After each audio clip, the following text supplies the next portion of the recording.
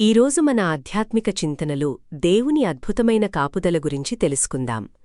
పరిశుద్ధ గ్రంథం కీర్తనల గ్రంథము 121వ అధ్యాయము 3వ వచనంలో ఈ విధంగా సెలవిస్తోంది. ఆయన నీ పాదము తొట్రిల్లనీయడు, నిన్ను కాపాడువాడు కునుకడు. మన జీవిత ప్రయాణంలో ఎన్నో ఒడిదుడుకులు, కష్టతరమైన మార్గాలు ఎదురవుతుంటాయి. మనుషులుగా మనకు విశ్రాంతి అవసరం. మన శక్తి పరిమితమైనది. కాని మనల్ని సృష్టించిన దేవుడు అలసిపోనివాడు. ఆయన నిరంతరం మనల్ని కనిపెట్టుకుని ఉంటాడు.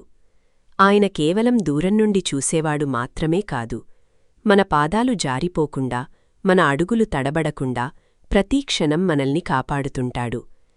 లోకమంతా నిద్రపోతున్నా మనల్ని కాపాడే ఆ దేవుడు కునుకడు, నిద్రపోడు.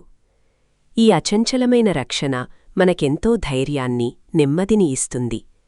మన భారాలన్నీ ఆయనపై వేసి నిశ్చింతగా ఉండవచ్చని ఈ వాక్యం మనకు భరోసా ఇస్తోంది. ప్రార్థన.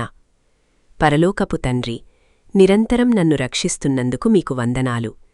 మీరన్నడూ నిద్రపోరని, నా ప్రతి అడుగును గమనిస్తున్నారని తెలుసుకోవడం నాకెంతో నెమ్మదినిస్తోంది.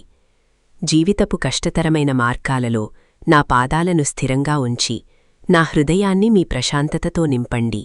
మీ అచంచలమైన ప్రేమలో నన్ను భద్రపరచమని వేడుకుంటున్నాను. ఆమెన్.